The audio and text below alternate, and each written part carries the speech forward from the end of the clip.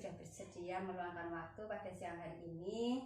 Di sini, Ibu Margiati, saya melakukan tugas wawancara kaitannya dengan tugas di pendidikan guru penggerak di modul 3.1 tentang pengambilan keputusan berbasis nilai-nilai kebajikan sebagai pemimpin. Mungkin sebelumnya Ibu Margiati bisa memperkenalkan diri terlebih dahulu. Ya, terima kasih Putri. Perkenalkan, nama saya Margiati. Saya diamanai sebagai kepala sekolah di TK Bakuan ini sejak saya masuk di TK pada tahun 2002. Selain saya sebagai kepala sekolah, saya juga mengajar di kelas kelompok B. Seperti itu, Putri. Alhamdulillah, ternyata sudah lama sekali ya Ibu Margiati ini menjabat sebagai kepala sekolah di TK ini. Cukup lama. Baik Ibu, selama Ibu Margiati menjabat sebagai kepala sekolah, pernahkah menghadapi sebuah kasus ataupun permasalahan?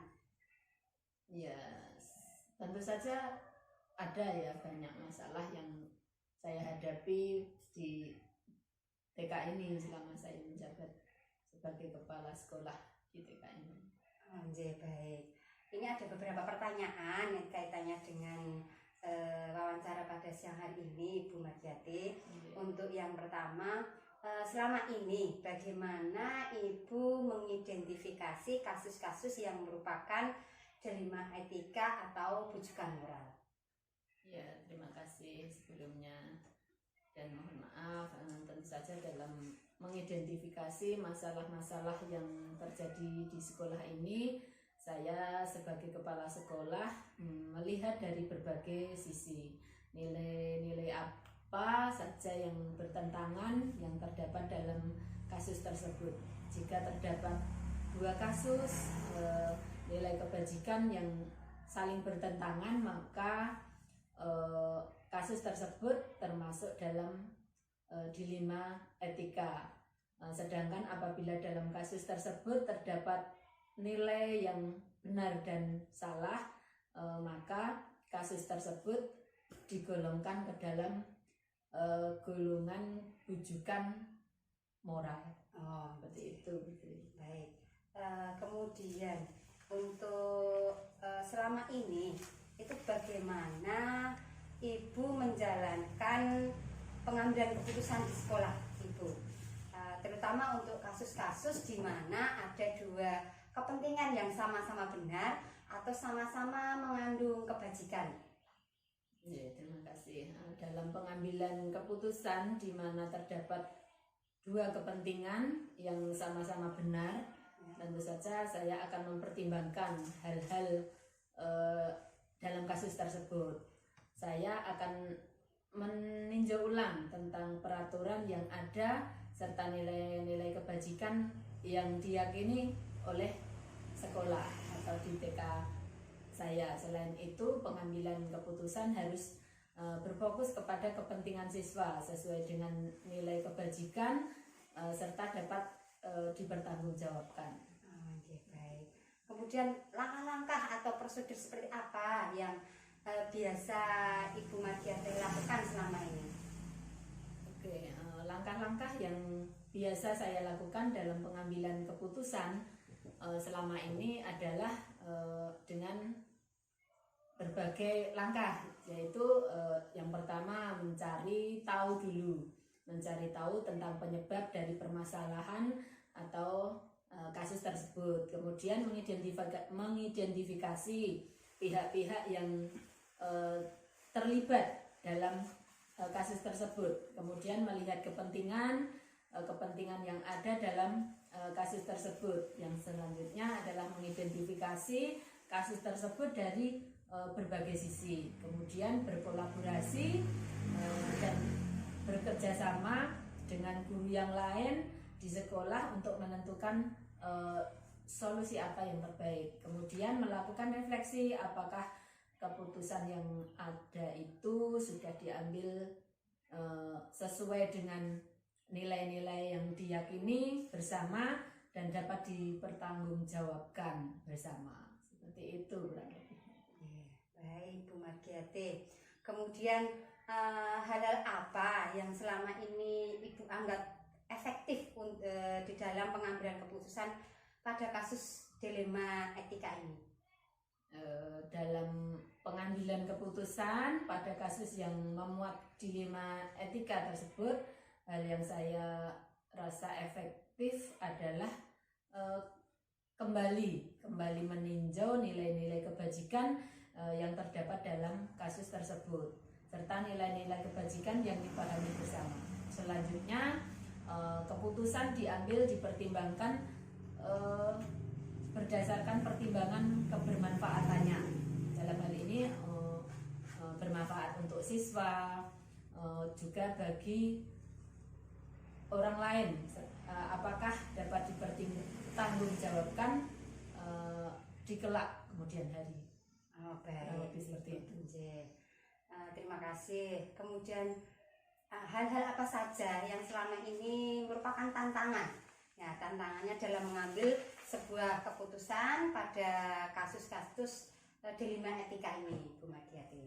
Ya, tentang tantangan ya. Soal tantangan dalam menghadapi kasus dilema etika adalah mencari solusi terbaik.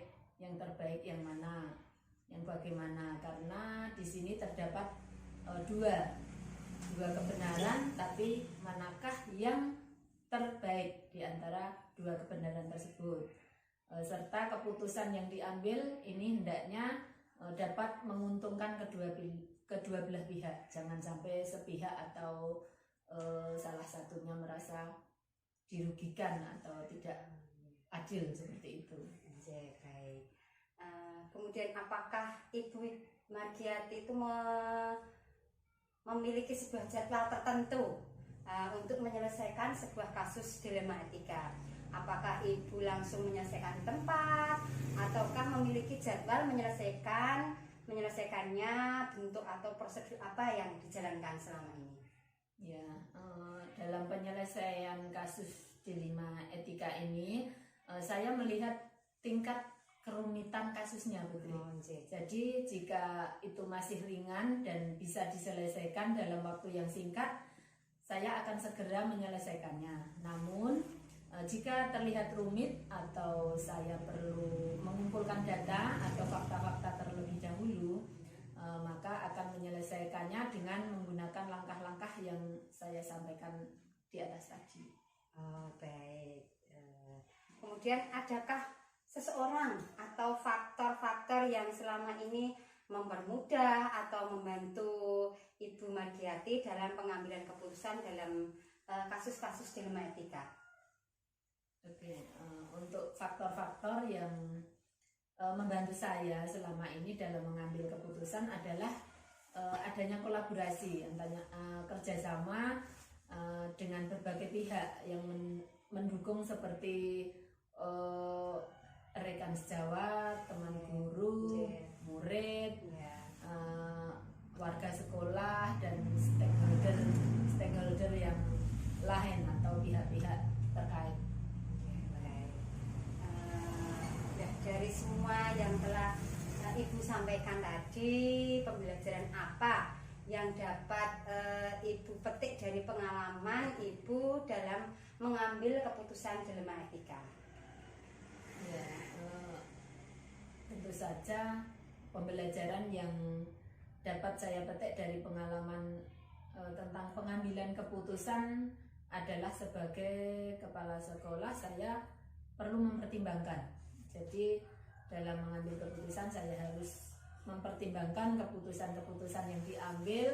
Apabila untuk kasus yang memuat dilema etika, saya perlu melakukan berbagai pertimbangan agar membuat keputusan yang tepat. Jadi jangan sampai salah dalam memutuskan, di mana keputusan jangan sampai atau tidak merugikan pihak lain dan untuk perbaikan atau kebaikan bersama. Jadi harus adil dan demi kebaikan bersama, jangan sampai memihak ke salah satu pihak seperti itu.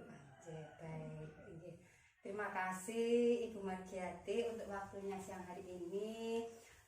Alhamdulillah saya semakin paham dan bisa mengambil pengalaman dari apa yang Ibu Margiati ungkapkan tadi tentang keputusan dilema etika. Sekali lagi terima kasih untuk waktunya. Mohon maaf jika banyak kesalahan. Saya akhiri. Assalamualaikum warahmatullahi wabarakatuh. Waalaikumsalam warahmatullahi wabarakatuh. Selamat siang Ya, semuanya. maafkan semua kesalahan, sukses selalu. Amin.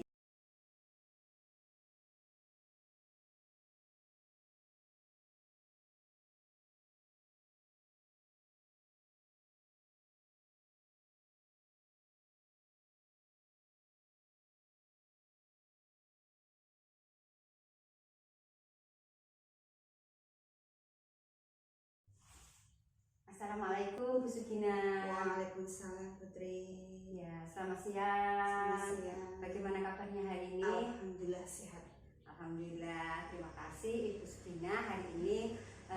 Mohon maaf mengganggu waktunya dan terima kasih sudah bersedia meluangkan waktu pada siang hari ini. Nih, saya di sini melaksanakan tugas untuk melakukan wawancara kepada Ibu Sugina kaitannya dengan tugas saya dalam pendidikan guru penggerak tentang pengambilan keputusan berbasis nilai-nilai kebajikan sebagai pemimpin. Nah, mungkin sebelumnya mohon diperkenalkan dulu tentang Ibu Sugina. Sebelumnya Assalamualaikum warahmatullahi wabarakatuh. Saya Bu Sugina dari TK Abah Baceng. Saya kebetulan dikasih amanah sebagai kepala sekolah di TK Abah Baceng.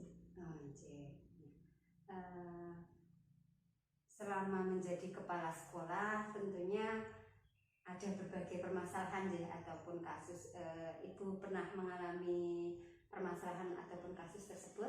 Ya tentu saja Putri, setiap kehidupan apalagi di sekolah itu pasti banyak kasus. Ya, baik. Nah, kaitannya dengan wawancara pada siang hari ini ada beberapa pertanyaan yang ingin saya sampaikan kepada Ibu Sugina.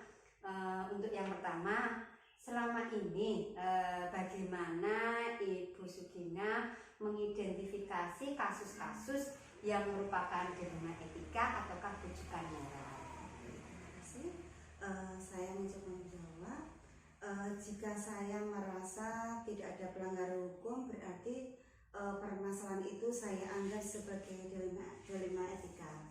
Namun jika ada pelanggaran hukum, maka kasus tersebut adalah sebagai bujukan moral. Untuk selama ini bagaimana Ibu menjalankan pengambilan keputusan di sekolah Ibu, terutama untuk kasus-kasus di mana ada dua kepentingan yang sama-sama benar atau sama-sama mengandung nilai kebajikan. Dalam mengambil keputusan pada kasus dilema etika, saya terlebih dahulu mengkaji masalah itu seperti apa. Kemudian dari kedua hal yang saya kasus tersebut itu apa, kemudian saya selanjutnya menentukan nilai kebenarannya, apakah benar-benar diperlukan dan memberikan dampak yang luas kepada semua aspek begitu. Oh, baik, gitu J. Kemudian langkah-langkah atau prosedur yang seperti apa yang Ibu lakukan selama ini untuk membuat kasus tersebut? Tentu saja jika kita ada kasus, kita perlu menyelidiki dulu apa permasalahannya, kemudian mengkaji apa masalah itu, kemudian mendiskusikan dengan pihak terutama warga sekolah atau teman sejawat dulu, kemudian mengambil keputusan terbaik agar tidak memberikan dampak yang tidak baik kepada orang lain. Baik, terima kasih. Hal-hal apa saja yang selama ini Ibu anggap efektif dalam pengambilan keputusan pada kasus dilema etika? Kita yang saya lakukan di sekolah biasanya permasalahan itu kami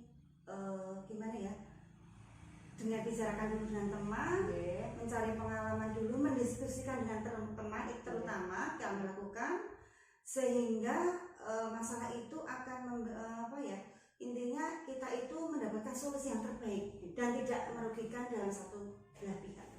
Baik, jadi Ibu, kemudian hal-hal apa saja yang selama ini yang merupakan tantangan dalam pengambilan keputusan pada kasus-kasus dilema etika? Iya, ini tentunya gini ya Putri, itu adalah tantangan yang berat, terutama sebagai pemimpin.